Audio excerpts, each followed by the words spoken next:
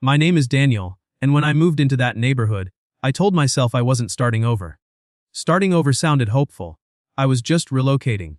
That's what I said when coworkers ask. That's what I said when my sister called.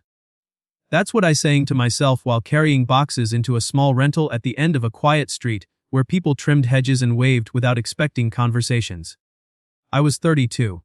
I worked remotely for a logistics company. My days were spreadsheets, emails, meetings, and the strange exhaustion that comes from sitting still while your mind never does. A year earlier I had burned out so badly that even weekends felt like assignments. Nothing dramatic happened.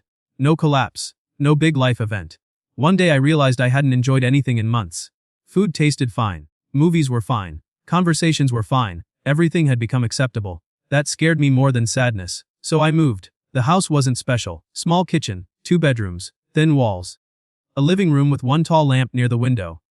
That lamp came with me. I'd owned it for years. Every night I left it on until I went to sleep. Not because I was afraid of the dark. I just didn't like rooms becoming empty all at once. The neighborhood settled into routine quickly. Morning deliveries, kids on bicycles, someone mowing grass every Saturday. And my neighbor. I noticed her before we ever spoke. She lived alone in the house beside mine. Late 20s maybe. Dark hair usually tied back. Always leaving in the morning with coffee. Always returning around the same time. Not unfriendly. Not inviting. We exchanged the kind of smiles people use to acknowledge each other without changing their day. Once she caught a package for me. Once I brought her trash bin back after wind knocked it over. Small things, no names, no conversations. Still I noticed details. Her porch light stayed on late. She watered plants even when they looked healthy. Sometimes she stood outside for a minute before going inside, like she needed to prepare herself. I understood that feeling. Weeks passed. Life stayed quiet. I worked, cooked, walked, left the lamp on. Then one Thursday night, a little after midnight, someone knocked. Not loud. 3 careful knocks. I looked at the clock first. Then the window. The street was empty. I opened the door expecting confusion. Maybe a delivery. Maybe someone at the wrong house. Instead she was standing there. My neighbor. She wasn't crying. She wasn't shaking. She wasn't hurt. She looked normal. Too normal. That was the strange part. She wore a sweatshirt and jeans. No bag. No phone in her hands. No jacket. She looked at me for a second and then down at the floor. Sorry, she said quietly. I waited. She swallowed. Then she asked, almost in a whisper, can I sleep here tonight? No explanation. Just that. I stared for a second too long. She noticed. I know it's weird. She gave a small uncomfortable smile. You can say no. There are moments that should feel dangerous but don't. This was one of them. I wasn't afraid. I was confused. But mostly I had the feeling she had already spent hours deciding whether to knock. I stepped aside. Yeah. She looked up. Really? I nodded. Yeah. Her shoulders dropped a little. Not relief. More like permission to stop holding something. She stepped inside carefully. Like she didn't want to leave footprints. The house suddenly felt smaller. I closed the door. She stood near the entrance. I can leave early. You don't have to. Thank you. I pointed toward the couch. I've got blankets. She nodded immediately. Too quickly, like she didn't want to inconvenience me. I brought bedding from the closet. When I handed it to her she thanked me again. Then for the water. Then because I moved a chair. Small things. Too many thank yous. I wanted to ask what happened. But something stopped me. Not caution. Recognition. Sometimes questions feel less like care and more like interruption, so I asked something else. Do you want tea? She blinked. Then smiled faintly. That's unexpectedly nice. 10 minutes later we sat in the living room holding mugs. Rain tapped lightly against the window. The lamp beside us stayed on. We barely talked. She looked tired in a way sleep doesn't fix. Not sleepy. Exhausted. Eventually her eyes moved toward the lamp. You always leave that on. I looked over. Usually. Why? I shrugged. Then answered more honestly than expected. Silence feels louder when everything goes dark. She looked at the lamp. Then at me. And for the first time since arriving, she smiled like she recognized something. Not the words, the feeling. She nodded once. I get that. Nothing else. After a while she stood. Good night. Good night. I turned off everything except the lamp. When I reached my room I expected to feel awkward. Instead I felt strangely calm. Like the apartment had shifted slightly. Morning came quietly. When I walked out, the blanket was folded. The mug was washed. She stood near the door. Back in yesterday's calm expression. She looked at me. Thank you for not asking questions. I nodded. She opened the door. Then paused. Good morning, Daniel. I realized I'd never told her my name. Before I could ask how she knew, she smiled once, and left. That evening I came home carrying groceries. I looked automatically toward her house. Her porch light was off. For the first time since moving there, it stayed off. I stood there longer than I should have. Groceries in one hand, keys in the other. The dark porch next door felt wrong in a way I couldn't explain. Not alarming, just missing. I went inside, put food away, opened my laptop, answered emails, closed it. An hour passed. Then another. I caught myself glancing through the window. Nothing. No movement. No light. I made dinner and realized halfway through that I had cooked enough for 2 people. I stared at the extra plate, then quietly put it back. That annoyed me. We weren't friends. She slept on my couch once. That was all. But the apartment felt different. Not fuller. Just less sealed off. I sat on the couch where she had slept. The blanket still carried the shape of being folded carefully. I looked at the lamp. For a second I considered turning it off early. Instead I turned it on. The room warmed a little. I told myself tomorrow everything would go back to normal. We'd wave. Maybe say thanks. And whatever happened last night would become one of those strange moments people forget. I believed that. At least until I noticed something near the edge of the couch. A folded piece of paper. No message. No explanation. Just one line. In neat handwriting. Thank you for letting me rest. Underneath it. Nothing. No name. I looked toward the dark window next door. And for the first time in months, I found myself hoping tomorrow would arrive faster. I did not understand why that feeling mattered yet, but I knew it mattered more than I expected. 3 days passed before I saw her again. Not because I was waiting. At least that's what I told myself. I kept normal routines. Work. Grocery store. Evening walks. The lamp. But every time I parked outside, I noticed her porch before I noticed my own front door. The light stayed off. Then on Sunday afternoon, I came home carrying takeout and nearly dropped it when I found her kneeling beside her mailbox with a screwdriver. She looked up. For half a second she seemed surprised to see me. Then she smiled. Not the careful smile from before, a smaller one, more relaxed. "Hey," I nodded. She looked at the mailbox. "It refuses to open unless you negotiate." I stood there longer than necessary, then said, "Need help?" She considered pretending she didn't. Then handed me the screwdriver. 5 minutes later the problem turned out to be nothing. Bent hinge. 2 screws. When I closed it successfully, she looked almost embarrassed. "That's disappointing." I looked at her. "What is?" She shrugged. I was hoping it was dramatic. I laughed. The sound surprised both of us. She noticed. I noticed she noticed. Then she held out her hand. "I'm Emily." I shook it. Her hand was cold. "Daniel." She smiled. "I know." I stared. She pointed toward my mailbox. My last name was printed clearly. I felt stupid. She smiled wider. That became the beginning. Not an event. Not a moment. Just permission. After that, we started existing in each other's days. She'd catch me arriving home and ask whether work was being unreasonable. I'd notice packages outside her door and move them under cover if rain started. Nothing important. Which somehow made it feel important. A week later she knocked again. Not at midnight.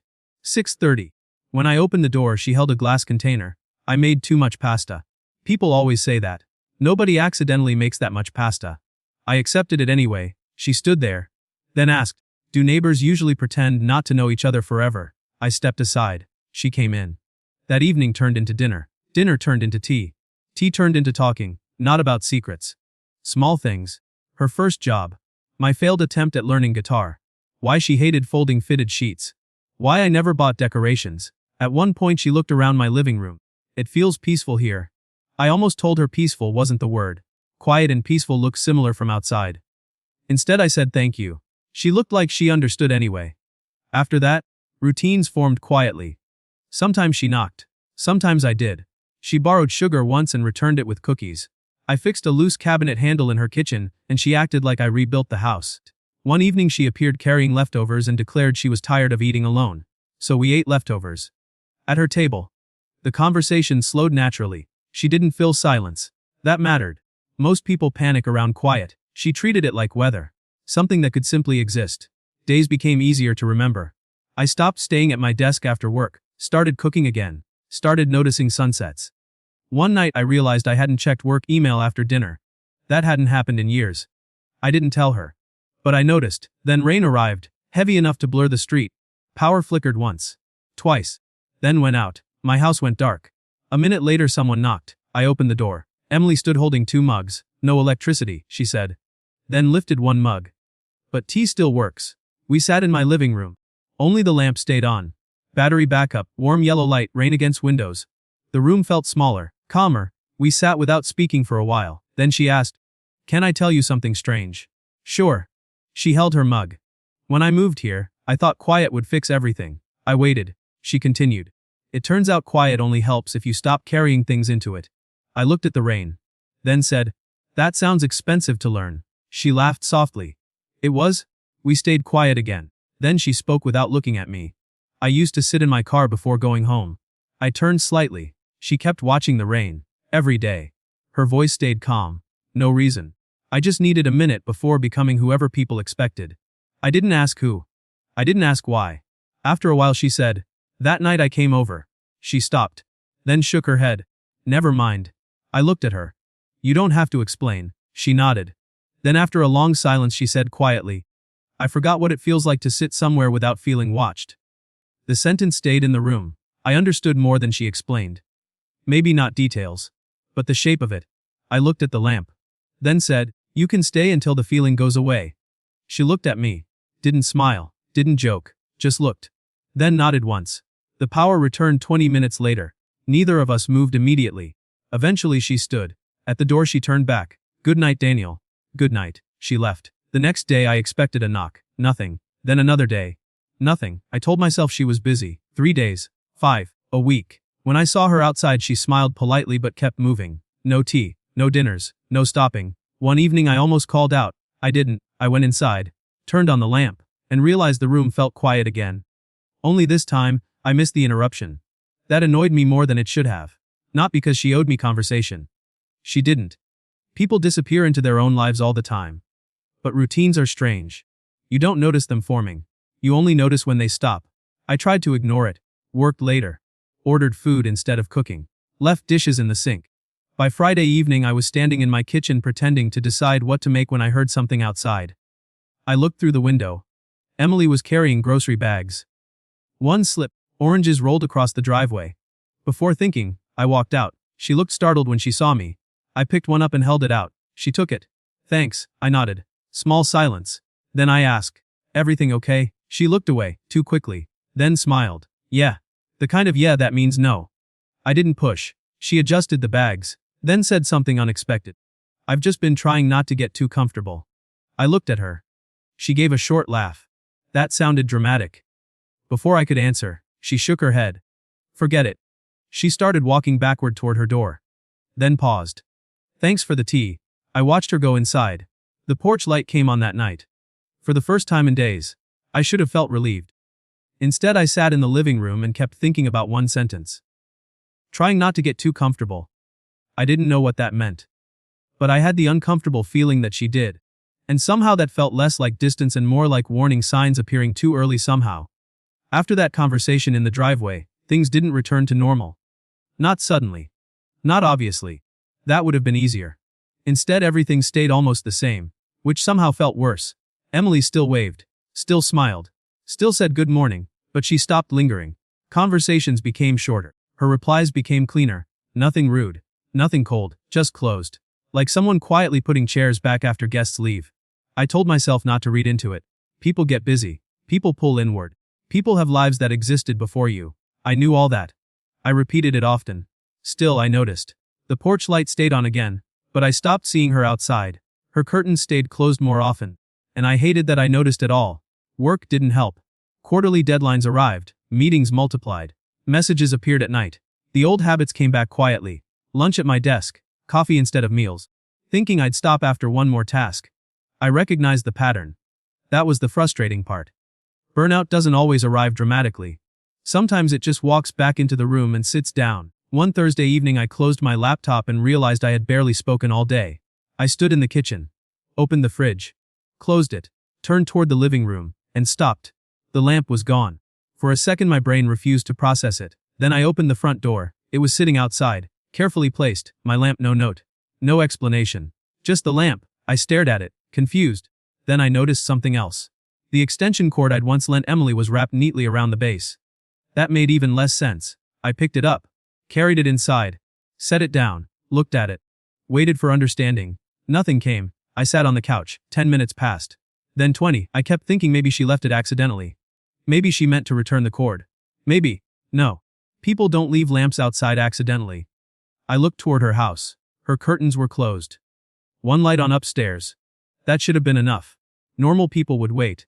Normal people would mind their business. Instead, I put on shoes, walked outside, and knocked. No answer. I waited, knocked again. A minute later, the door opened. Emily stood there. She looked surprised. Then she looked at the lamp in my hands. Her expression changed immediately. Not panic, recognition. Oh, that was all she said. I looked at her. You returned my lamp. She stared for a second. Then looked away. Right. Silence. I held the lamp awkwardly. Finally I asked, was there a reason? She pressed her lips together. Then stepped aside. Come in. Her house looked different than I expected. Clean. Organized. Too organized. Boxes stacked near one wall. 3 already taped shut. I noticed immediately. She noticed me noticing. She folded her arms.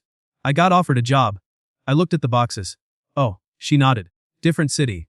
I waited. She looked toward the kitchen. Then quietly said, I haven't accepted yet. I stood there. She walked to the counter. Picked up a mug. Put it down again. Then laughed once. No humor in it. This is embarrassing. I leaned against the doorway. You don't have to tell me. She looked at me for a long second.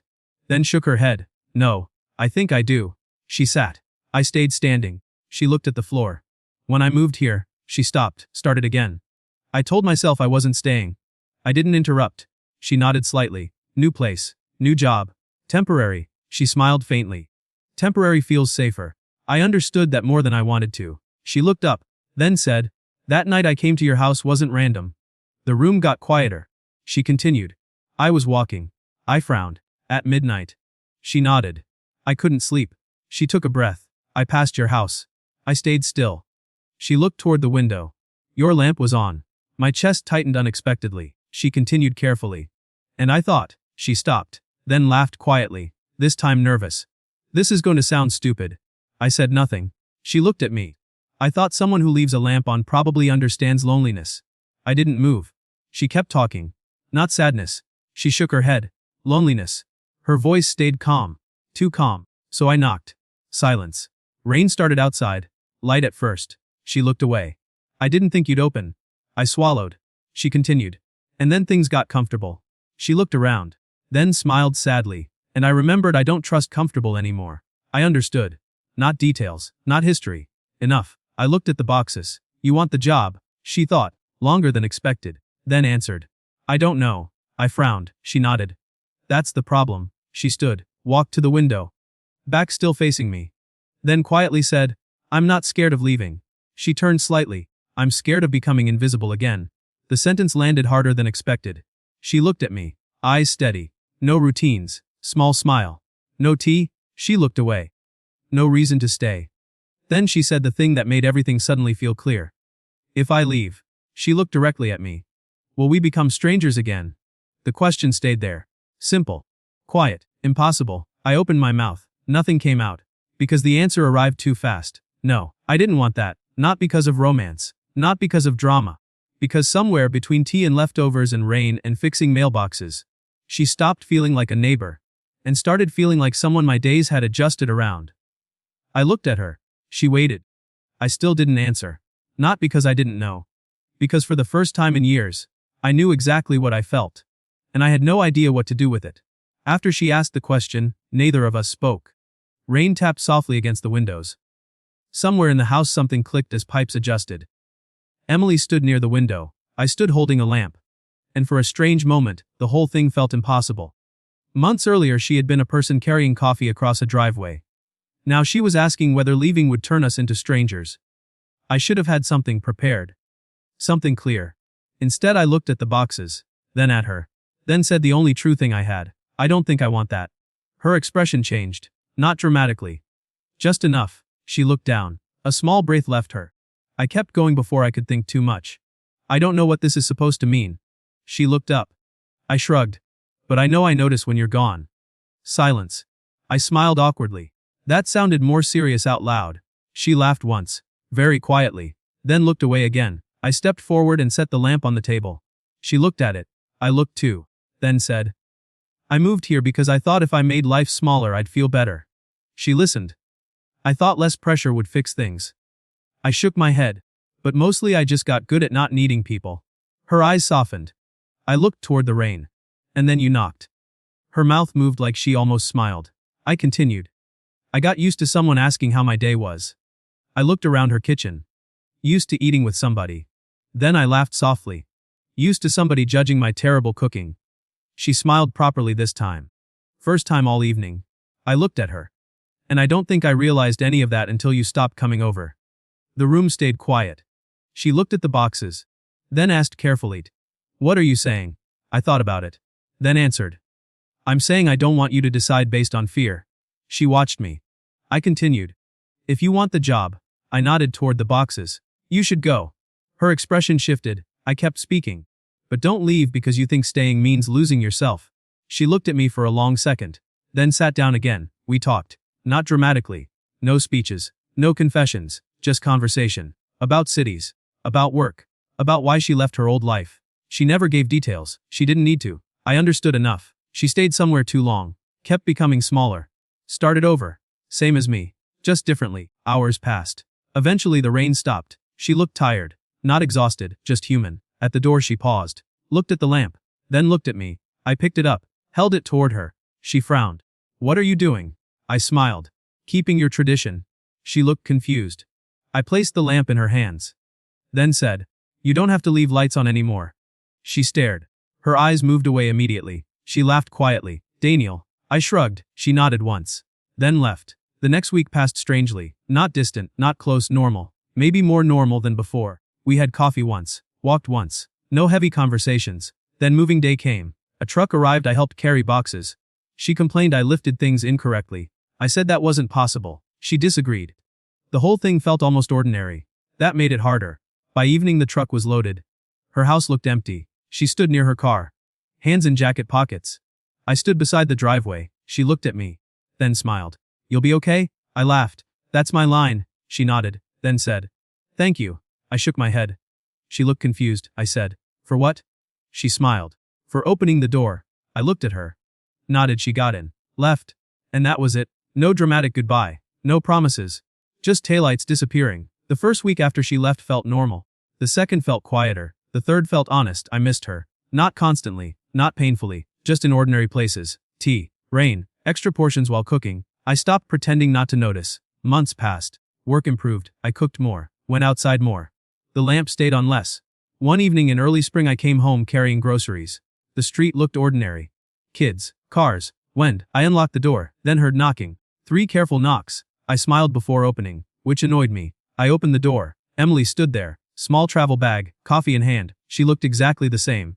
Maybe lighter. She smiled. I looked at the bag. Then at her. She raised one eyebrow. Still leaving the lamp on. I looked over my shoulder. The living room sat behind me. Warm. Quiet. The lamp was off. I looked back at her. And for the first time, that didn't feel sad anymore. I smiled. Stepped aside. And said. No. But you can still come in. She looked at me for a second. Then smiled. Walked inside. I closed the door. Not because endings matter. Because this time, it didn't feel like one. And in the quiet room, where I once needed light, just to make silence easier, there were 2 cups waiting in the kitchen, a bag by the door, and no reason to turn the lamp back on.